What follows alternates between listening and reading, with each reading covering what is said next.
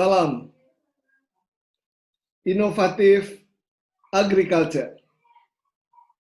Pada kali ini, saya akan menyampaikan kuliah minggu pertama mata kuliah Pertanian Inovatif IPB 10C, Program Pendidikan Kompetensi Umum Institut Pertanian Bogor.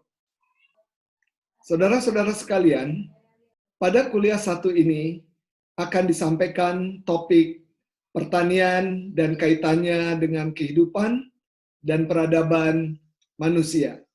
Adapun tujuan pencapaian pembelajaran ini diharapkan mahasiswa mampu menyimpulkan pentingnya pertanian dalam memelihara kelangsungan kehidupan dan perkembangan peradaban manusia. Dari sub pokok bahasan yang pertama, saya akan mengangkat tentang pertanian dan pentingnya pertanian dalam pemeliharaan kelangsungan kehidupan. Melalui gambar yang ada di layar kaca ini, saudara-saudara sekalian, saya ingin mengenalkan kata pertanian, yaitu dalam bahasa Inggris disebut dengan agriculture. Kata kultur berarti budaya, yaitu budaya bertani. Artinya, budaya melakukan domestikasi untuk ternak, hewan, ikan, dan budaya untuk bercocok tanam. Pada paradigma lama, seringkali orang-orang berpikiran, terutama anak muda, dan saya ambil contoh di Jepang, pada era tahun 60-an, di sana ada yang disebut dengan 3 ki. Yang pertama adalah kitanai, artinya kotor, karena bergelut dengan bidang pertanian, selalu memiliki citra yang kotor. Ki yang kedua adalah kitsui, menyesakan, seolah-olah tetap menjadi miskin, tidak bisa berkembang dengan lebih baik. Dan ki yang ketiga adalah kineng, atau berbahaya, karena selalu berhubungan dengan alat-alat pertanian yang berkonotasi membahayakan. Begitu juga di Indonesia, ada sebagian anak muda yang enggan untuk terjun di bidang pertanian, karena seolah-olah pertanian itu kotor, berhubungan banyak dengan pupuk kandang dan sebagainya, kemudian dianggap terpinggirkan, tidak bisa mampu mengangkat derajat keluarga yang lebih baik, dan juga deso atau kampungan. Tetapi untuk saat ini, banyak sekali kemajuan-kemajuan di bidang pertanian, bahwa pertanian juga bisa dilakukan secara cerdas yang kita sebut dengan smart agriculture, dan juga bisa dilakukan berkembang, bercocok tanam di perkotaan yang disebut dengan urban farming system. Dan dengan praktek-praktek pertanian modern, misalnya dengan aeroponics, dengan hidroponik, ternyata pertanian juga bisa dilakukan dengan cara yang bersih. Dan pada akhirnya, sektor pertanian bisa mengangkat derajat petani untuk kehidupan yang lebih baik bagi keluarga, kehidupan yang lebih baik bagi bangsa Indonesia. Kita lihat dari gambar ini, bagaimana jasa pertanian yang bisa menyumbangkan pangan, sandang, papan, ini adalah merupakan kebutuhan utama bagi manusia. Tidak bisa tidak, sebagai kebutuhan primer, selalu akan memerlukan pangan, sandang, dan papan. Bahkan dari sektor pertanian ini, landscape pertanian yang remarkable, aktivitas-aktivitasnya justru dapat diangkat menjadi suatu kegiatan ekonomi kreatif dengan mengusung wisata pertanian atau kita sebut agrowisata. Dan tentu saja pertanian juga menyumbangkan, berkontribusi di dalam mensuplai energi yang dibutuhkan. Dan energi dari pertanian merupakan sumber energi yang berkelanjut. Dan dari kanan gambar ini kita bisa melihat bagaimana hierarki kebutuhan berdasarkan teori Maslow. Kita tahu yang paling dasar adalah kebutuhan fisiologis, kebutuhan makan, minum, berteduh, untuk tidur, yang kita sebut dengan papan, sandang, dan pangan, yang dapat diberikan oleh jasa pertanian. Sementara ada gambar di atas sebagai ilustrasi, yaitu seperangkat gadget, di mana seolah-olah kita tidak bisa hidup kalau tanpa alat itu. Tapi kenyataannya, satu hari, bahkan 2-3 hari, sekalipun seminggu tanpa alat itu, kita masih bisa hidup selama kita terpenuhi kebutuhan pangan, sandang, dan papan. Meskipun kita tahu gadget diperlukan untuk alat komunikasi, sehingga posisinya berada di puncak yang merupakan bagaimana aktualisasi diri kita di dalam merespon kehidupan di zaman modern ini. Bagaimana pertanian dan kehidupan? Saya ingin menunjukkannya melalui SDGs, Sustainable Development Goals atau tujuan pembangunan berkelanjutan yang memiliki 17 goals. Sektor pertanian berkontribusi yang sangat signifikan terhadap pencapaian target dan tujuan SDGs, kesejahteraan manusia dan planet bumi. Kita tahu bahwa pertanian leading dalam sektor bagi program SDGs ini. Kemudian kita tahu bagaimana peranan pertanian berkaitan langsung dengan target SDGs pada tahun 2030. Yang jelas, pertanian memberantas kemiskinan dan kelaparan, yaitu tujuan 1 dan 2, no poverty and zero hunger. Sehingga peran penting sektor pertanian dalam SDGs terlihat dari 17 goals dan 169 target yang menitik beratkan pada upaya-upaya pengentasan kemiskinan dan kelaparan, masalah kesehatan, pendidikan, ketidaksetaraan gender, dan kelestarian lingkungan yang berhubungan langsung dengan pangan dan pertanian. Mari kita lihat penduduk Indonesia dan juga dunia. Kita tahu manusia adalah makhluk hidup yang harus bergerak dan tumbuh, sehingga perlu energi, yaitu dalam bentuk pangan. Juga manusia adalah makhluk sosial, membutuhkan atribut kehidupan, manusia memerlukan sandang. Manusia juga rentan terhadap lingkungan hidupnya, sehingga perlu tempat berlindung, shelter, perlu pangan, sandang, dan papan adalah produk-produk dari sektor pertanian. Kita lihat jumlah penduduk Indonesia tahun 2015, yaitu 238.518.000. BPS memprediksi pada tahun 2020, 2030 meningkat terus, dan pada 2045 saat Indonesia merdeka 100 tahun, diperkirakan penduduk Indonesia akan mencapai 318.900.000. Dan tentu saja hal ini memerlukan jumlah pangan yang cukup, jumlah sandang yang cukup, dan perumahan yang cukup. Saudara-saudara sekalian, mari kita masuk pada sub pokok bahasan kedua, yaitu sejarah pertanian Indonesia dan dunia dan kaitannya dengan perkembangan peradaban manusia.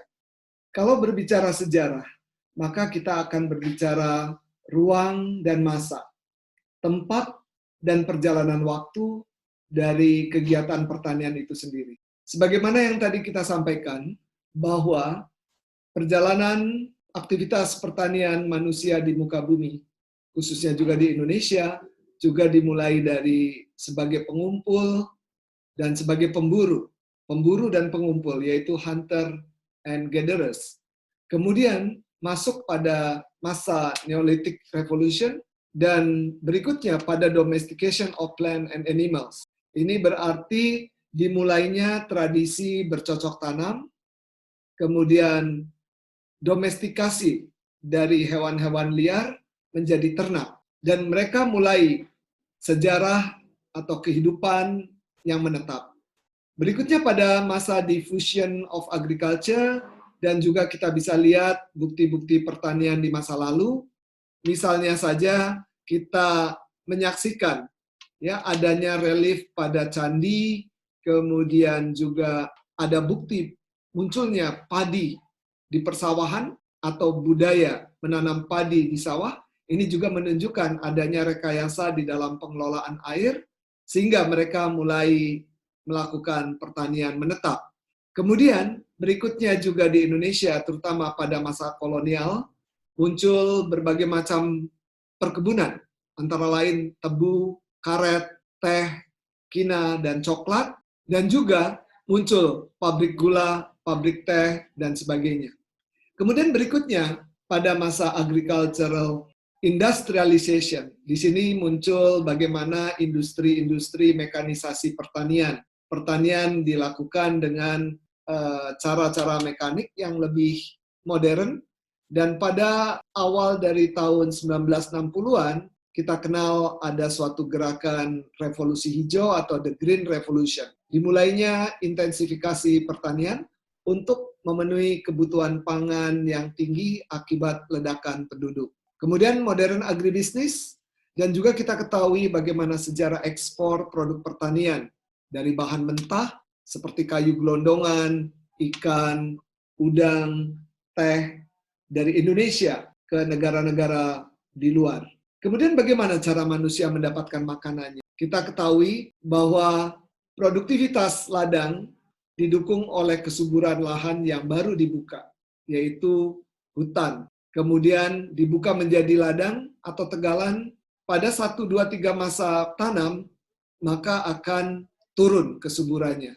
Sehingga mereka akan pindah, membuka lagi ladang baru, begitu juga seterusnya. Dan pada sekian periode, mereka biasanya akan kembali ke tempat semula, di mana tanaman-tanaman pepohonan atau tanaman keras yang ditanam sudah menjadi hutan sekunder. Dan proses ini kita sebut dengan shifting cultivation. Kemudian juga setelah masyarakat petani mendapatkan suatu teknologi yang lebih baik, terutama di dalam pengelolaan air, dan mereka mulailah menetap untuk melakukan pertanian budidaya dan juga peternakan. Kita lihat di sini, kalau pertanian dikaitkan dengan peradaban manusia juga, kita bisa melihat bagaimana pusat-pusat pertanian, produk-produk pertanian di mana sebagai sentra produksinya biasanya akan menjadi pusat perdagangan dan pusat kebudayaan. Dan di situ juga dimulai suatu barter, pertukaran barang, karena sesama petani, sesama manusia saling membutuhkan produk-produk lainnya, dan mereka melakukan barter untuk saling melengkapi kebutuhan mereka. Pusat ekonomi ini sekaligus menjadi pusat kebudayaan dan dimulai dengan kegiatan pertanian. Kita lihat di sini ada sebaran pusat domestikasi baik tumbuhan dan hewan. Tumbuhan menjadi tanaman-tanaman budidaya dan domestikasi hewan ini menjadikan perkembangan peternakan. Dan ini juga terjadi pada produk-produk ikan. Dan di sini kita lihat bagaimana area dengan perkembangannya, kemudian bagaimana domestikasi dari tanaman dan hewan terjadi di berbagai penjuru dunia.